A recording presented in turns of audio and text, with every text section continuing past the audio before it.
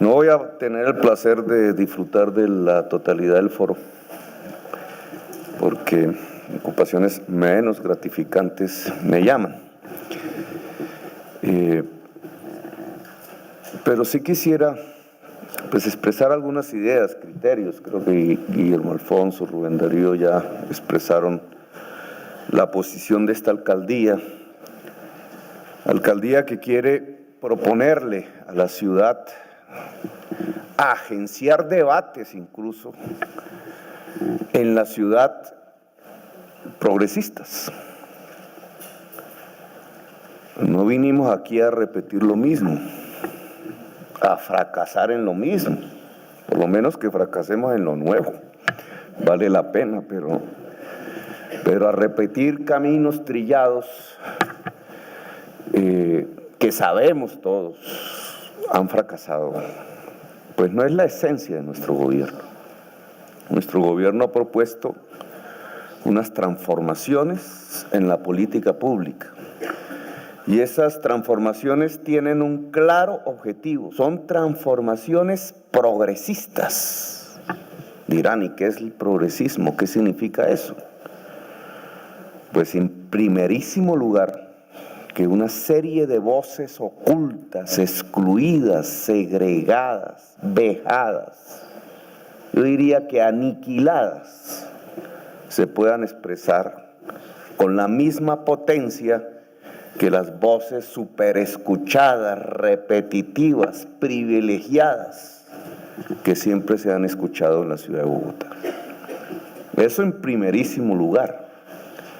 Si esas voces de la diversidad, llamamos nosotros, se escuchan, de una diversidad excluida, si esas nuevas ciudadanías que clandestinamente van desarrollándose,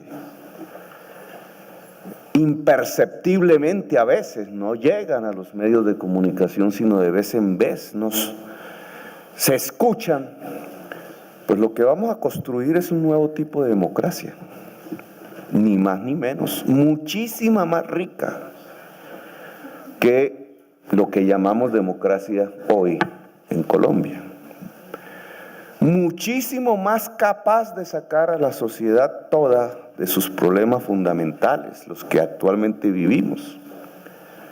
Muchísimo más capaz de construir la paz. Yo diría que este es el camino de la paz, para poner un tema que ahora está, menos mal, otra vez de moda. Que estas voces se expresen no es fácil. No es fácil. En una sociedad de doble moral, en una sociedad a la que en sus sectores, digamos, determinantes, no le pesa que aquí hayan muerto, masacrados 200.000 personas. Un genocidio tal cual el de Auschwitz, hecho de otra manera, desde el poder, igual que Auschwitz. Estamos tan anquilosados, digamos, en una dinámica autodestructiva, que entonces las propuestas nuevas, las posibilidades de solución, los caminos que no hemos explorado, se tratan de cerrar a como dé lugar, con el prejuicio, incluso desde la ignorancia. Prejuicio e ignorancia son sinónimos en el fondo. Y en este tema en concreto, que no es que nosotros lo hayamos propuesto, como bien aquí se explica, pues es un tema que tiene una discusión mundial de 26 años. No es un invento nuestro. Suena invento porque aquí nunca se había hablado de eso. Entonces la primera pregunta que uno tendría que hacerse es ¿cómo que 26 años de experiencia mundial? La sociedad bogotana no sabía que existía, fuera de algunas personas ligadas a ONGs o que han visitado este tipo de lugares.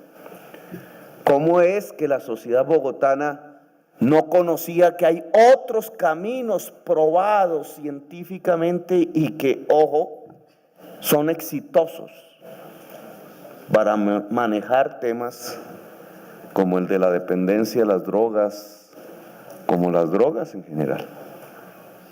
Eso habla mal de nosotros. No habla mal de la experiencia, habla mal de los dirigentes políticos, sociales, comunicacionales, voces que aquí lo dijeron hace tiempo, escondidas, aplacadas, censuradas, porque esto era un tema tabú. ¿Cómo puede ser que el Estado ayude a inyectarse a un dependiente de drogas? Terrible, dicen. Así dicen. Igual en la Edad Media, ¿cómo puede ser que un escritor hable del orgasmo femenino? La misma concepción mental en la Edad Media que prohibía hablar del orgasmo femenino, tema prohibido, es la misma que se mueve hoy cuando alguien dice el Estado puede ayudar a consumir drogas a los dependientes de drogas. Mire, cuando se pronunciaron estas palabras, la cantidad de insultos, de formulaciones ignorantes que nos han caído, tantas y tantas que cuando fuimos a hacer una encuesta, la encuesta intentó ser censurada también.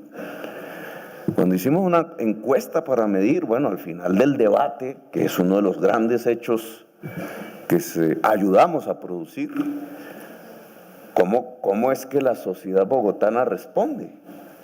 Y nos dio un resultado contundente.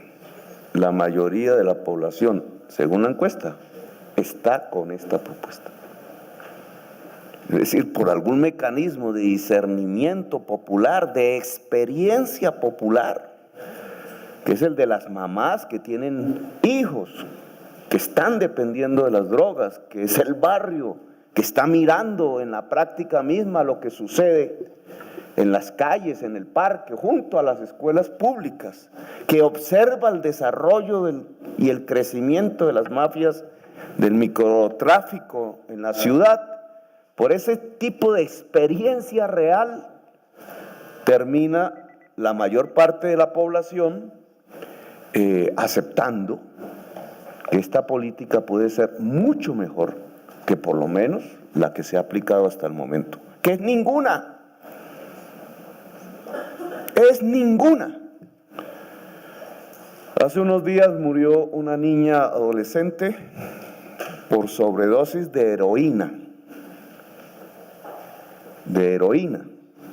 porque no sabemos bien, el novio, dependiente de la heroína, por primera vez la llevó a acompañarlo y no resistió. Muerta. Creo que eran 17 años, 18. ¿Cuánto? 22 años. Antes de ayer, el patrullero Jason Maecha murió acribillado en el Bronx en una operación encubierta para descubrir bandas de microtráfico. Seguramente, muy probablemente, asesinado por bandas del microtráfico. 2 muertes, solo por poner 2 muertes que deberíamos tener la estadística. ¿Cuánta gente mata la droga en toda su dimensión en la ciudad?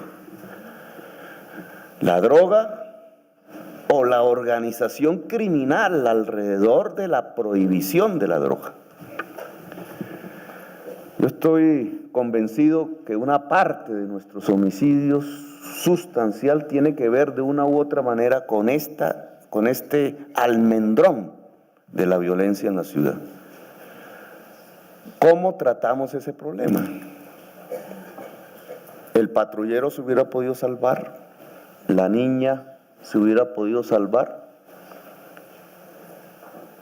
¿Qué podríamos analizar de la situación concreta en que murieron? Si uno ve las respuestas de parte de la sociedad, el Bronx, para nuestros visitantes que obviamente no conocen el Bronx. El Bronx es un lugar dantesco en la ciudad de Bogotá. 4.000 personas, la mayoría dependientes de la droga, que adquirieron la cultura del habitante de la calle, no habitan en estos edificios, habitan en la calle, con pobreza absoluta, pobreza extrema es como nosotros lo llamamos, y una parte allí muere el patrullero, allí se desarrolla un tiroteo para matar al patrullero, y entonces una parte de la sociedad responde, ¿qué esperan para arrasar con el Bronx? El Bronx es el hijo de un sitio similar a unas cuadras de allí, más cerca de este lugar, que se llamaba El Cartucho. Y El Cartucho fue arrasado. El alcalde que ordenó el arrasamiento del Cartucho, al otro día tuvo los mejores elogios de la prensa. Mire, las fotos con el Cartucho desocupado de gente, la calle desierta. Un éxito de la ciudad fue como titularon en aquel entonces. Pues esa gente se fue a 3 cuadras más abajo y volvió a construir el Bronx. Una política fracasada, una política exclusivamente policial, una política que mostraba doble moral y prejuicio. Los que consumen drogas deben ir al basurero, no deben verse, deben ser excluidos, su voz jamás debe ser escuchada. Contra ellos no hay más sino cárcel, y si lo ponemos en términos realistas, muerte, porque muchos han sido desaparecidos y asesinados desde el poder. Sus nombres son anónimos, no podemos construir el registro de esos desaparecidos sin familia, que no tiene quien reclame, como otros desaparecidos, al menos sí pueden hacerlo. ¿Cuántos habitantes de la calle han desaparecido en Colombia? Eso que llamaban la operación limpieza. ¿Quién tiene esa estadística? ¿Cuánto sumaría la ya triste estadística de los desaparecidos en Colombia? Esa es la respuesta del Estado. Ni siquiera es el desconocimiento, es el asesinato. Y en medio de ese mercado, que es el Bronx, la mafia de la droga, matando también, destruyendo también, destruyendo al punto que mataron al patrullero hace 2 días. Esa política, yo tengo que decirlo, eso es una política de fracaso. Así no salimos, así no es. ¿Qué hubiera pasado si en el Bronx desde hace años, o en el Cartucho desde hace años, este tipo de centros se hubieran establecido? Hace 12 años, 15 años, 20 años. ¿Qué hubiera pasado? Con toda nuestras mentalidades conservadoras, si hubiéramos permitido que hace 20 años un establecimiento de estos se hubiera colocado en el Cartucho, o 2 o 3, en lugar de pensar en la estrategia norteamericana que también ellos reconocen fracasó, y imitarla tontamente, no hubiera otro mecanismo, no se hubiera establecido otro camino muchísimo más democrático, humano y eficaz para resolver nuestros problemas en relación a este tema del consumo de drogas en la ciudad de Bogotá. El Bronx, con estas oficinas que nosotros ahora llamamos CAMAT, no cambiaría sustancialmente. Es una mentira que al reconocer al dependiente de droga, al consumidor de droga, que no necesariamente es dependiente de la droga, cuando el Estado establece un diálogo, un diálogo tranquilo, amistoso con el dependiente de drogas, admitiéndolo como es un sujeto de derechos, como reza la Constitución Nacional. Aquí hay la discusión de que si es enfermo. Yo no digo que es enfermo, yo digo es un sujeto de derechos. Así tiene que reconocerlo el Estado. No son ciudadanos de segunda o no ciudadanos. Son ciudadanos tal cual cualquier otro ciudadano o ciudadana del país. Establecer ese diálogo franco, echar el brazo y ayudarse mutuamente, que implica no solamente prevenir, ese es un discurso, el que ya es dependiente de droga ya no puede prevenir, que implica indudablemente rehabilitar, pero muchas de las técnicas científicas, médicas para rehabilitar incluyen el consumo de la droga. Con todo el respeto por las creencias religiosas, el que se rehabilita no se rehabilita simplemente rezando. La enfermedad es profunda, si es que es una enfermedad, porque eso ni siquiera está completamente discernido por el mundo científico, que es la dependencia, que es la adicción. Si lo que nos dice el mundo científico, los éxitos en una sociedad racional es que aún consumiendo la droga se puede rehabilitar, ganar el control sobre ella en muchos casos. Pues cuando se prohíbe ese tipo de mecanismos, lo único que estamos diciendo es que no podemos rehabilitar. Porque nos creemos el cuento de que rehabilitar se hace exclusivamente rezando, y no es cierto, es una mentira. El rezo puede ayudar, pero junto a unas realidades que hay que brindar. Y no me voy a meter en las creencias religiosas, que yo respeto todas. Pero este es el Estado. Y el Estado tiene una responsabilidad, y ese diálogo con el dependiente de droga, en primer lugar, es necesario en la ciudad de Bogotá. Y tenemos que comenzar donde más necesario es, donde quisiera que arrasáramos a punta de bolillo y fusil el Bronx. Porque si eso lo hubiéramos hecho, el patrullero Jason Maecha estaría vivo. Si hubiéramos entregado las jeringas e incluso el consumo de heroína, la niña de 22 años estaría viva. Es invaluable lo que hubiéramos podido haber hecho. No, es que aquí no hay heroína. Hace 10 años creo se hizo la última encuesta.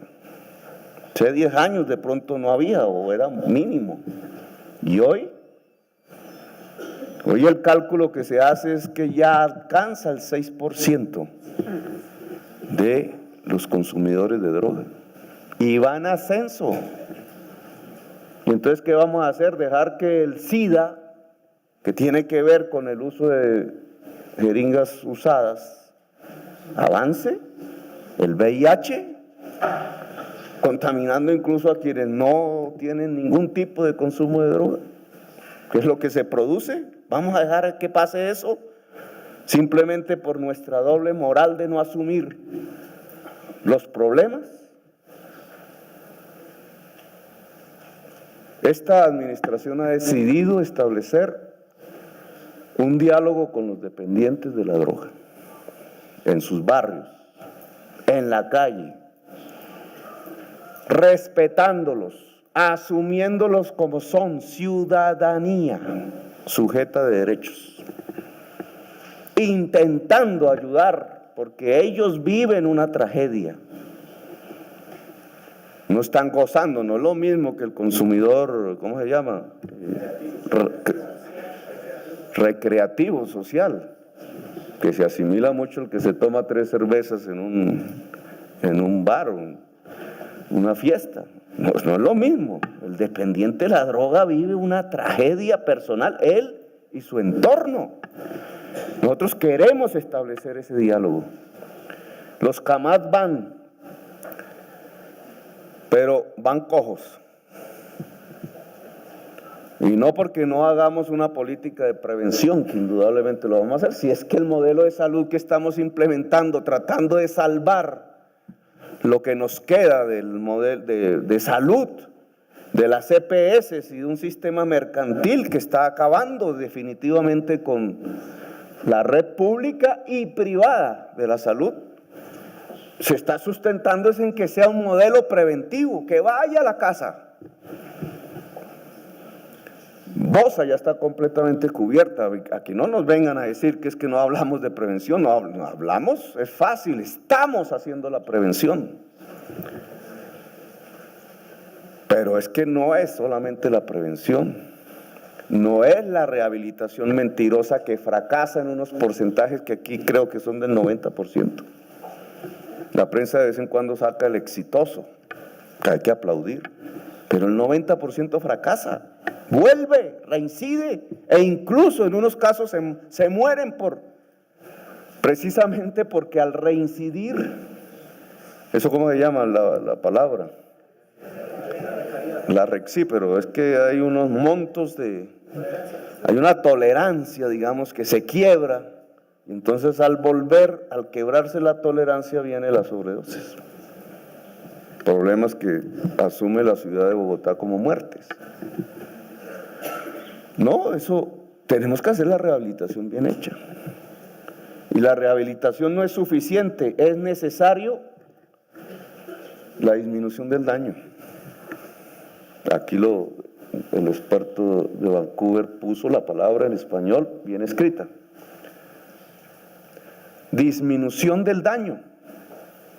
¿Qué es disminuir el daño? Disminuir el daño es que ya la persona que está consumiendo no se haga daño ni a sí mismo ni al entorno, o el mínimo, o disminuya. Y entonces por eso es que este tema tabú hay que abordarlo como es. ¿Cómo se disminuye el daño que no le dé VIH? ¿Cómo se hace? Que el Estado suministre la jeringa. Que no muera de sobredosis. ¿Cómo se hace? Que cuando va a consumir, en vez de hacerlo escondido, o por allí, quién sabe en dónde, puede hacerlo en un sitio donde por lo menos una enfermera le salve la vida. Por eso no hay muertes de sobredosis en Vancouver. Eso se llama disminuir el daño. Disminuir el daño incluso es social. Tanta queja porque se ve al jíbaro, se llama aquí, vendedor de bazuco, de drogas, junto a la escuela, tratando de llevar al niño al consumo para ganarse él el billete, él y su pirámide criminal hacia arriba. Ver a los jóvenes buscando al jíbaro, a las jóvenes buscando al jíbaro. Y entonces el jíbaro se convierte en el gran conductor de una parte de la juventud bogotana. El jíbaro es un criminal de los peores, mata, asesina, para defender su mercado. El otro jíbaro va y mata al otro jíbaro, por órdenes. Una estructura criminal, va y soborna al policía para que lo deje estar en la esquina. Va y mata al muchachito que se atreve a denunciarlo, o al señor o a la señora. Es fuente de violencia. Y una parte de nuestra juventud está ligada al jíbaro. O como decimos nosotros intelectualmente, la banda del microtráfico. Al jíbaro. Y entonces la pregunta que uno se hace es, ¿dejamos esa parte de nuestra juventud que llegó al consumo, que llegó a la dependencia? A veces no es solamente la juventud, en manos del jíbaro, o más bien establecemos un diálogo con el Estado y logramos que haya una relación de esa parte de la juventud con el Estado, no con el jíbaro. ¿Qué es mejor? Y aún agregaría finalmente otro planteamiento. ¿Qué le pasa al jíbaro si nosotros hacemos ese diálogo? A la institución ilegal del jíbaro en el barrio popular. ¿Qué le pasa si le dejan de comprar la droga a él y van los dependientes de la droga, que explican el 80% de la compra de droga en la ciudad? Ojo. porque los consumidores, otra vez se me olvidó la palabra, recreativos, que lo hacen de vez en vez, etcétera, en sus fiestas, solo explican el consumo del 15% de la droga en la ciudad. Es decir, la mayor parte del mercado por el cual se mata, se muere en la ciudad de Bogotá, lo hacen los dependientes de la droga. Y entonces, si este instrumento lo pudiéramos nosotros expandir, al sacar el dependiente de la droga del jíbaro y entrar en las redes del Estado, lo que tendríamos es que el jíbaro desaparece. Y miren lo que estoy diciendo. Lo que estoy diciendo es que las redes criminales en la ciudad de Bogotá, más poderosas, más asesinas, más peligrosas, desaparecerían en la ciudad.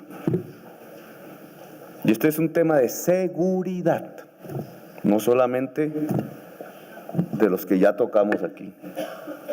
Porque si desaparecen, baja el hurto, baja el homicidio aún más de lo que ya hemos bajado, porque aquí hicimos la política del desarme y ya se les olvidó a la gente.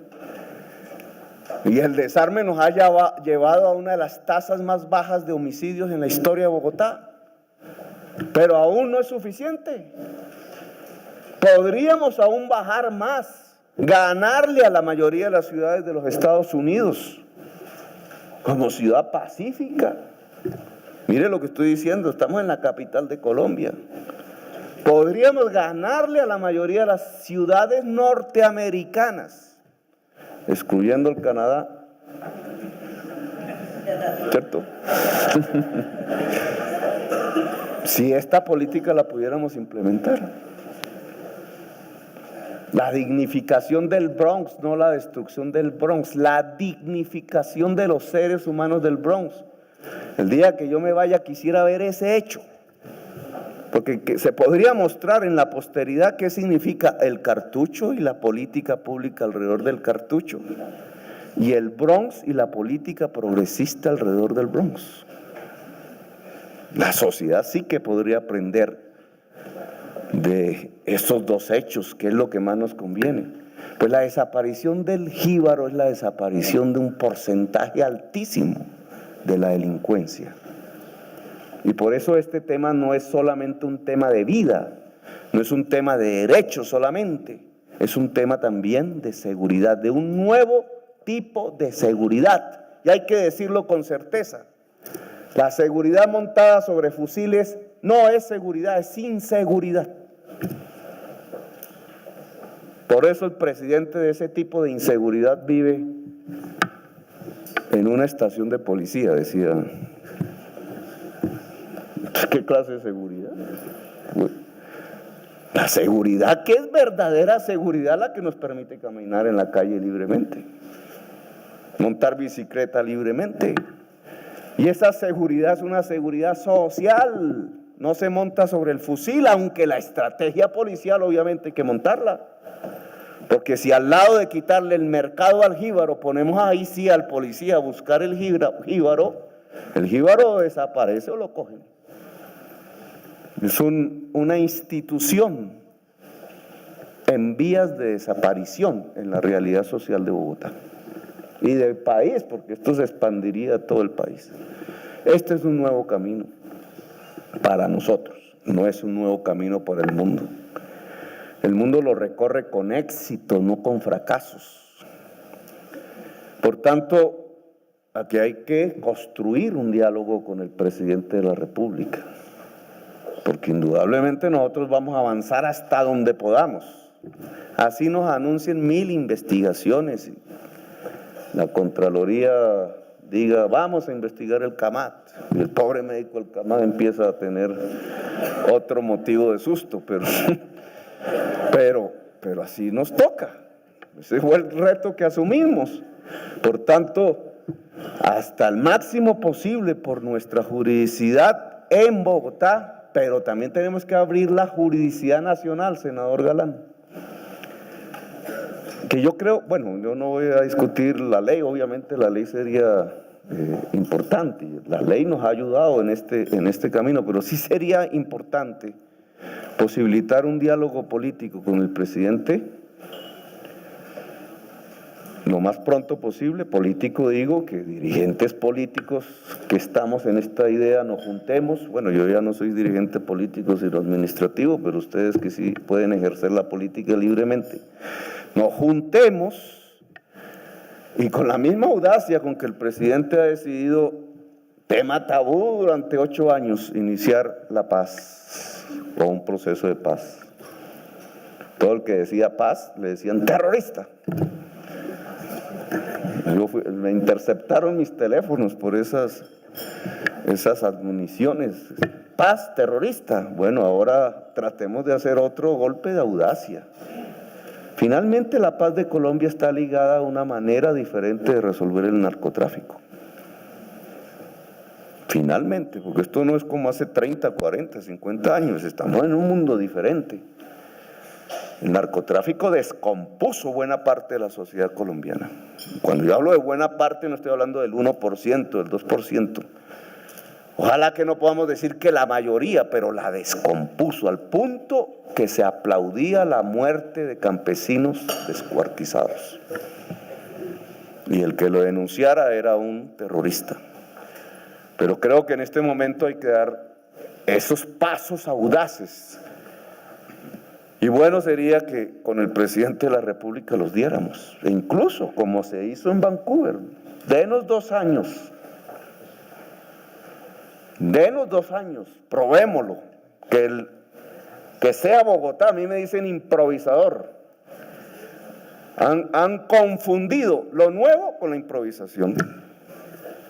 O sea, como no caben las propuestas nuevas y no tienen más que defender las propuestas viejas fracasadas, entonces lo primero que dicen es: está improvisando, ¿dónde está el estudio? Está improvisando, ¿dónde está el estudio? Pues es que lo nuevo no es improvisación, lo nuevo es lo nuevo. Lo nuevo es audacia, es dar el paso al frente, atreverse a dar el paso al frente.